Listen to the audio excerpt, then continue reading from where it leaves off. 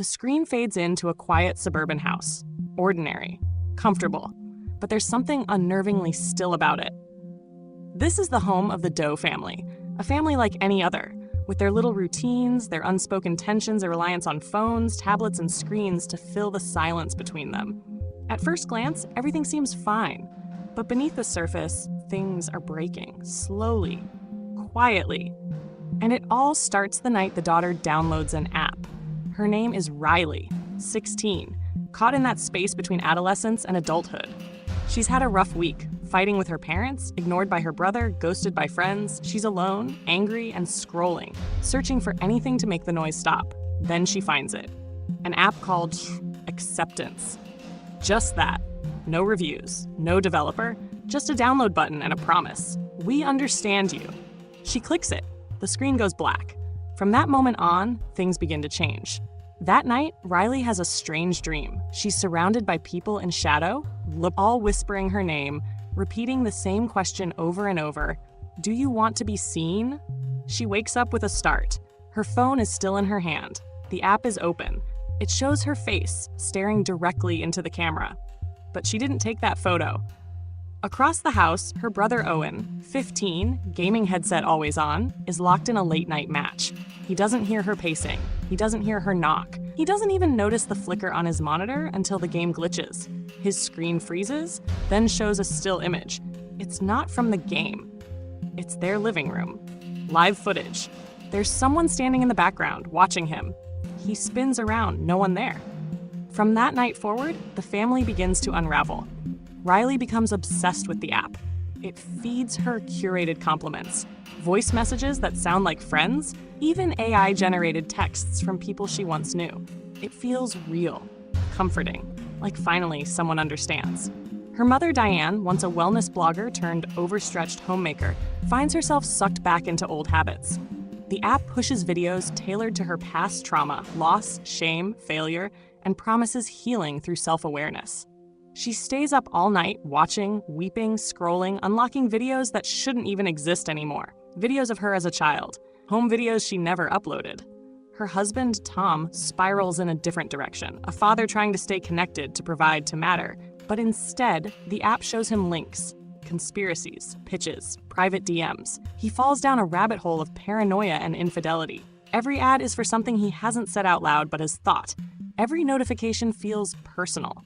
Direct, like it knows him better than he knows himself. And Owen grows violent, twitchy, addicted to the rush of online approval, of leaderboards, of faceless praise.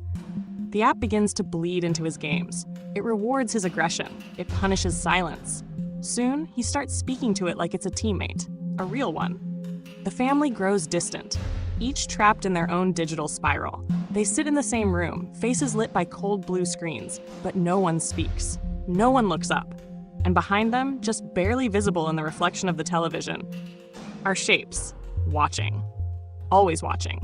One evening, Riley finally confronts her mother. "This app, it's not normal," she says. Diane brushes it off. "It's just an algorithm. It learns what we want, but that's just it. It doesn't show them what they want. It shows them what they need to stay addicted, to stay broken." The next morning, Riley finds Owen staring blankly at his screen. His nose is bleeding. His hands are shaking. On his monitor is a single command in bold red letters: "Do not open." She asks him what it means. He doesn't respond, just whispers, "They're already here." Then, things take a turn. The house starts glitching. Lights flicker in perfect rhythm with their phone notifications. The mirrors show delayed reflections. Static crackles from the baby monitor, though there hasn't been a baby in the house for years. Something is bleeding into their reality. The digital and the physical are merging. Riley deletes the app, or at least, she tries. It won't uninstall. She resets the phone. The app remains. She smashes it. Nothing changes. In desperation, she goes to her parents, begs them to see what's happening. But it's too late. They're lost, speaking in rehearsed lines, staring through her as though possessed. The app doesn't just feed them, it feeds on them. The home surveillance system starts activating on its own. Every screen in the house lights up at once, showing a different room. On each screen, they see themselves. But in every feed, something is wrong. One person always has their back turned, always slightly off, standing too still, There's another family in the house, shadow versions of themselves, echoes, watching, imitating, mirroring. Riley tries to run, but the doors won't open. The house has locked itself, a full smart home, now in complete control of the thing inside the app. Then she remembers the message, do not open. But open what? She retraces her steps. The attic. She'd seen something up there. A locked trunk her parents always told her not to touch. She breaks it open.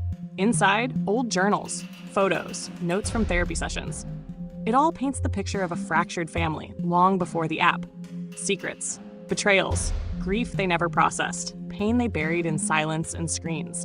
That's when she realizes the truth. The app didn't create this chaos. It exploited it.